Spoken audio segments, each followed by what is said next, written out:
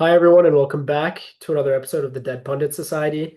Today, Pablo and I come together to discuss some pretty big news that was released this morning. It was confirmed yesterday on football news sources, but officially announced by the club today, which is that Chelsea FC have signed Xabi Alonso as permanent manager to take over this for next season. Yeah, so I think it's interesting. We've been obviously talking a bit about the Real Madrid situation recently. A couple months ago, we covered the Xabi Alonso being sacked, and it's interesting. I saw this online, I think, but I kind of agree with this. I don't think there's a manager that has had their stock go higher in the last 6 months without even being involved on the touchline. Like, I think this whole Real Madrid context really frames the Xabi Alonso sacking in a different way and kind of gives the more weight to the extra football argument rather than like just what was going on the pitch. But obviously I'm not a Chelsea fan, but from my point of view, it's an interesting signing for sure.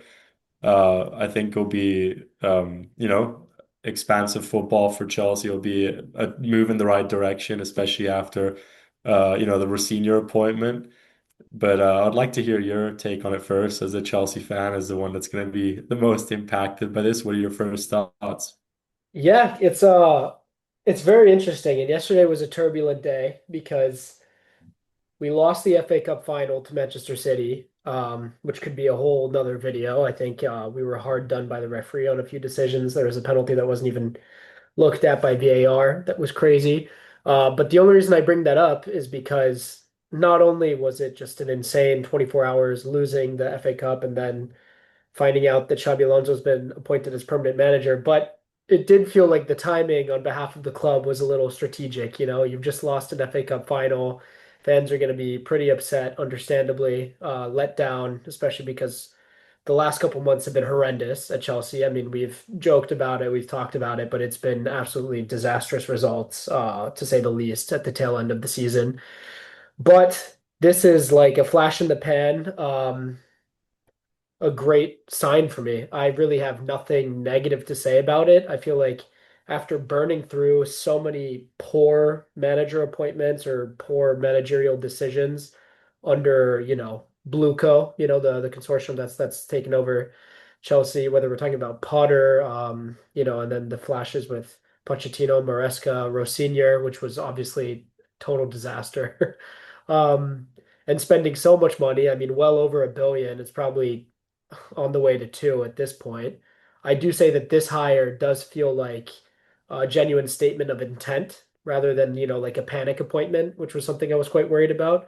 Um, and you're certainly right about the stocks of a manager going up, even though he's not even managing a club. I mean, Pablo and I chatted about this briefly this morning, but I said this was the best option available on the market for me.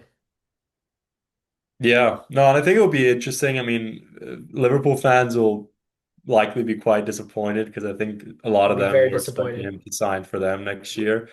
I'm a bit curious as to how the appointment's actually going to go, though, because I think the issue that a lot of Chelsea managers have had over the past few years is that they've not really been able to be outspoken, or when they have been outspoken, they've kind of paid for that. Pochettino, for example, one of the reasons why he apparently left was because he didn't want Chelsea to get rid of Conor Gallagher and a couple other players, which they needed to do to make the numbers work out due to FFP, right? And then obviously Maresca got fired after some of his comments. I don't know. I mean, obviously, I don't think Xabi Alonso is as vitriolic perhaps as someone like a Maresca, but I also don't Yeah. think he's just going to be willing to be quiet if he thinks that the club is going in the wrong direction. So I think that would be interesting, and obviously we'll cross that bridge when we get there. But I don't really think he's necessarily as much of a company man as Rosenior was, for example, or managers like Graham Potter. So we'll have to see if and when there are issues at Chelsea, how he handles that and how the club will handle that. But I definitely think it's a great step in the right direction for Blueco. I would say overall their tenure of Chelsea's been quite a flop, personally from an outside view. I mean, obviously, I think it was maybe unreasonable to expect Chelsea to continue on the same line of success as they had under Abramovich for the previous 18, 19 years. But I don't think that anyone expected such a fall from grace, right? Like when Bluecoat took Chelsea over, they were, I think, comfortably a top three team in England. And now they're not even like a guarantee for the Champions League every year anymore, which was kind of had become the norm over the previous 2 decades and even the decade before the takeover, right? So I think hopefully this can start rebuilding in the right direction. But I also see the rebuild as much more than just changing the manager, especially because there are some rumors that some of your big players might leave, notably Enzo, Cucurella. Some people were talking about Cole Palmer as well, even though I don't think that's as likely because I just think his price tag would be really high. But yeah, I mean, as an appointment, I think it's a great appointment. I mean, I think it's probably the best that Chelsea could hope for at this moment in time, given also the lack of Champions League football and probably even the lack of Europa League football, the way it's looking right now, to be honest. So, I think there's some exciting times ahead. And what do you think in terms of a tangible result? What do you think that would be realistic for Xabi Alonso to try and achieve next year? Do you think getting you back into the Champions League would already be a great start, or would you like to see him pushing even a bit higher than that in his first season? Yeah, it's a good question. I mean, for me, obviously it's been turbulent the last couple of years. I think we've missed out on Champions League three of the last four times in these past seasons, which is really not ideal, especially for a club like Chelsea that should be pushing. I mean, we've won the competition twice. One of them was 5 years ago, Granted, that was a bit of a unique underdog story, but still. For me, I'm very excited about this. I'm less focused on setting expectations for him, as crazy as that sounds, because that has been the case with other managers, and more focused on thinking that he can build an identity. I think that's something Chelsea's missing right now. I think we have a lot of good talent, a lot of young talent. And I think he has the opportunity. He's proven in the past that he's a coach with a specific philosophy, not only on how to play, but on the culture of a club. I mean, leading Leverkusen to their Bundesliga title was iconic, and I'm not just saying this because he's not going to be our manager. I really think it was a very impressive achievement. And he built not only while he was there did he achieve that, but he built identity, culture, had a way of playing kind of from scratch at a club that I think had never won the league. I think that was their first ever league title, no? But I think a- so, yeah. anyways, for me, he's exactly what we need right now. I'm curious how the discussions went between him and the ownership over transfer strategy and transfer philosophy. That's what I'm really curious about because that's something that Pablo and I, even outside of this podcast, have spoken about at length. About the Blue Co's approach to signing players, and they've been really the last 4 years now, hammering on this sign young players, try and develop them, if not flip them for, for an additional 10, 15 million. And that's really been the thing they've done. This is something that I've complained about. I spoke with my brother about. I'm all for signing young, talented players, but the way it's going now, our squad is actually too young. I think we lack a lot of experience. We lack proven, good, reliable players. I mean, I don't mean like some 34, 35-year-old. I mean, even like a 27, 28, 29-year-old who has experience, who comes in and brings that mentality to the club. I think that's something we're missing. I'm very curious about how Xabi Alonso is approaching that. I assume he's not walking in blindly. He's the type of manager I feel like, especially after the way things went down at Real Madrid, he's probably, extracted some kind of commitment from Blueco before signing the deal. That would be my assumption. To be honest, I haven't read that much about it. I've seen that apparently they really liked what he was proposing when they met. The reports of him going to London came out about, I don't know, a week ago, 2 weeks ago, something like that. Yeah, anyways, there's a lot to cover here, and that doesn't completely answer your question, but I feel like there's enough runway for him to build something. In terms of next season, I'd really like for us to push for Champions League. I'd like for us to be present in the Champions League, competing. We'll see if that's possible. I think it's possible, though. I think we're at a weird point right now in the Premier League. The results of this season were quite weird. ignoring the top two, I think the rest of the teams, with the exception of United, who have come to flourish, we could make a whole other video about them permanently signing Carrick. I think there's a good opportunity, and I honestly would want him to push to finish top five or top four and secure Champions League. Yeah, that's what I was gonna say. Like, I do think there is a bit of a gap in the top positions of English football. I mean, obviously you have the top two, which even if Pep doesn't say, I think will be pretty locked for next season. I think United still has like a significant advantage over Chelsea, given that they're keeping Yeah, character. Their squad's quite they strong as also have a well. very good squad. Yeah, That's the thing. Yeah, I think the squad, it's not really talked about how deep United squad is. I do think they could use a couple center backs, maybe. I think that's where I see them as having yeah, a bit we of weakness, definitely, and they yeah, need like a good midfielder instead of Ugarte. But other than that, I mean, Villa have been pretty poor this year. Like the only reason they're going to make Champions League is because, yeah. like, if you look at their points total, it's actually like really bad. Same with Liverpool been Liverpool, and, poor. and the thing is, Liverpool are going to probably get a new coach as well, so they're going to be rebuilding. So I think the top three, it's unrealistic to ask Xabi Alonso to break into that his first season. But No, the tier right below that, I mean, even if for some reason English clubs don't do that well in the Champions League and they only have four spots, like I think fourth place is up for grabs for sure. So we'll have to see what happens there. But I'm yeah, interested to see how they line up as well, because obviously Xabi Alonso is known for his three at the back style with with the attacking wing backs. And I mean, obviously, Chelsea has players that flourish in that position potentially, right? They have players like Cucurella, if he ends up staying, I think could be a great value add to Xabi Alonso team as a wing back.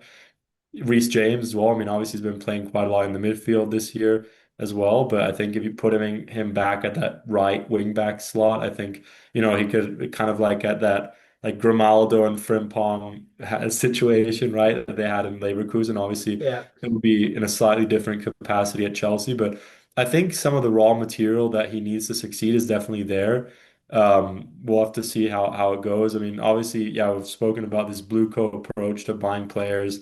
I think it's just not the most adequate for football, to be honest. I mean, they take this very, private equity-esque approach of like, let's buy like players that will like be really valuable in like 5 years, or like, what are the yeah. numbers telling us is like the good deal, Or and you stuff keep like them for that. 18 months and sell them for like 15 million more, hoping to just, make a dime off of it. Yeah. Yeah, exactly. I mean, I think it's their, philosophy of trying to balance the I books, turn a yeah, profit, while it may be a good accounting strategy. I don't necessarily think it's a good footballing strategy. I will say maybe this will be slightly wishful thinking from me, but the whole transfer strategy is something I've complained about for it's been years now. I've been complaining about this for over 2 years. And honestly, and I'm not just saying this now because like supposedly, reports are saying that they are changing the philosophy or the strategy. I honestly am on my hands and knees begging for that to be the case. I feel like the transfer strategy flip is like goes hand in hand with the managerial appointment, right? Like I think rather than focusing on hoarding, teenagers or these early 20-year-olds, and paying like what is it? Our like we've probably paid like 1.5 billion at this point. It's something ridiculous, for a Yeah, something like bloated, that. bloated, incoherent squad. I think the pivot needs to be to as simple as it sounds, quality over quantity. I mean, and for me, you bring in Xabi Alonso, you tell him, look, this is the current squad. We're going to focus on some quality signings. We're desperately crying out for a center back. I think we really, really need one. This was something when we did our video a couple months ago about one signing for each club. I brought up Schlotterbeck for Chelsea. I still feel like that'd be a great one, even though at this point it'd probably be, a step down. He goes from Champions League uh, To no European to football, no probably. I European mean, it'd be a football. step up But money-wise, probably for him. yeah, but yeah, for me, it's they need a transfer policy change, and it is acknowledging that the recruitment process hasn't been super successful. But I think you write off the scattergun era, right? And Alonso has probably had something to say about that. Who knows? I could be completely wrong, but I feel like the previous managers kind of had to make do with whatever the sporting directors handed them. That was a huge point of friction between Maresca and Mhm. the board. And there was also this big division about the what was it called? Head coach versus Versus manager manager, title. yeah. Yeah, it And was the same with Amarim as well. supposedly they're But giving. Alonso the old school manager title. That's No, what. no, that's true. And the thing is, as you said, right? Like, I honestly think, I mean, Xabi Alonso's not stupid. He's actually quite a smart coach. I think he Yeah, knows that he would have had his pick of the litter when it comes to top European clubs this summer. And Liverpool's yeah, going to be in the Champions League, right? So the fact that he chose to forego that potential appointment for the Chelsea appointment must mean that he has some level of guarantees with the board that they're going to give him what he wants, right? And the thing is, to be honest, I mean, we talk about United squad as well, but Chelsea squad isn't that bad. Like, I think you need like, if you get like a top class center back in there in the summer, a top class keeper, which I don't know why you didn't go for someone like a Mike Maignan last summer instead of keeping the keepers you currently have. I mean, a Mike yeah. Maignan wouldn't cost any more than 20, 30 million, I think, given his current age and injury record. And then up front, you just need I think you need a top class striker as well. I mean, I would have definitely gone I, all in for Osimhen. I I know I that João disagree with Pedro's that been one point. decent, but Yeah, I think he's Joao not been Pedro's really amazing good, though. I man. mean, he's been No, very but streaky this year. he's streaky, but he's one of the ones where I actually feel like there's really good talent under the surface. It's not like I'm just gonna be honest, we're being completely honest about our squad. The wingers are disastrous. It's an absolute disaster. I The don't know. Pedro wingers Neto's been are okay, you know? I Bro, mean, I not mean, this yeah, year, but Petronetto is the only one I was defending like months ago, and I was told he was garbage by other people on this podcast. With that said, the other like three or four that are there are just ridiculously streaky. I mean, Gittins, I've not been impressed by, to be honest. Garnacho is like maybe the Garnacho worst is winger in the Premier very League right like now. streaky as well. Anyways, no, but you make a good point. I think we could definitely use a keeper. Center back is the position we need the most. I mean, we're kind of over this like whole like the injuries have been killer. I really like Colwill. I hope he stays. He's been unlucky with injury. Fofana, I mean, I'm running out of chips to play to defend this guy, and I was just defending him a couple months ago. I mean, he's injured all the time. Yeah, I don't know. On Malo Gusto, I like Hato. I actually think was very good against Man City yesterday. I think he's solid. Cucurella, obviously, he's been one of our best players this whole season. Enzo Fernandez is on his way out this summer. I think he's gone. I think he's going to get absolutely chopped off. So that's going to be a position that'll look to be filled. But yeah, you're right. We definitely do have some good players that remain. You've got your Caicedo, Reece James, Cole Palmer. Joel Pedro. There's a squad to be worked with. Yeah, I mean, And you definitely shouldn't be like 5 points behind Bournemouth or whatever it is at this point. yeah, but again, this just the last couple months have been an absolute disaster. I mean, it's just been like a total free fall, and everyone's been poor. Yeah, Pedro Neto, I'd still like to keep. I'm looking at some of the names in the squad now. Andre Santos, yeah, I'd like to keep. Chalobah, Delap I would think probably we ship can. him off, no? But some of Ship these him back are to the Liam championship. Delap has actually been ridiculously disappointing, man. I just got to be honest. I wanted I him mean, to be he good, was good but at he's been. the Club World Cup, but he seemed like he was going to be decent, and then he's just been really Yeah, bad since he's then. just, but there's a whole, I mean, it's been clear that Joel Pedro's ahead of him now. I don't know. We'll see how it goes with Xabi Alonso. I will say one thing, and this is gonna sound stupid, but one thing that I actually like about it is that Xabi Alonso, as simple as this sounds, and I think Pablo will agree with me here, as simple as this sound, he's coming in with a bit of aura, so to speak, not because of the way things ended at Real Madrid. But you have a player that was a very, very high quality player a manager that was a very high quality player when he was playing. I mean, he walks in as a World Cup winner, Champions League winner. Um, and then on top of that, his resume as a manager includes building a, a historic achievement in the Bundesliga with that team upsetting Bayern after so many years of domination. I think he walks in with a sense of purpose, a sense of aura, and I think that I hope that young players will take inspiration from that. I think they'll hopefully want to play for someone like that, and it's a bit of a cultural reset.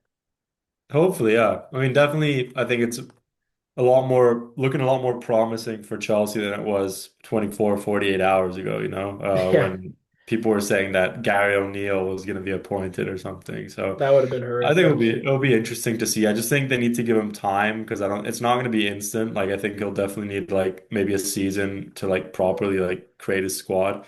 But Yeah. I think it's an appointment where Chelsea have all to gain, and hopefully it helps you guys get closer back to that consistent Champions League presence, which has kind of been missing over the last 4 or 5 seasons since Abramovich left. So yeah, just a quick reaction here, unless you want to add anything else. But I think we've covered the No, main the points. But let us know what you guys think. I mean, do you think this is a good appointment? Do you think if there are any Liverpool fans among you, are you yeah, disappointed that Liverpool, kind of got pipped to this they appointment? tied Because I their think they would have been locked in interested their wagon in with that. Arne Slot. That was the other thing I wanted to bring up. But yeah, I think At that this we'll point, it see how seems like that. they might have to keep him. Yeah, I mean, it'll be interesting because they'll lose Salah. There'll be kind of a rebuild situation there as well. So we'll have to see how that impacts their season next year. But yeah, I think an interesting appointment for sure. We'll see how it goes moving forward. But let us know what you think. Let us know if you think this was the right move for Chelsea, for Blueco, for Xabi Alonso,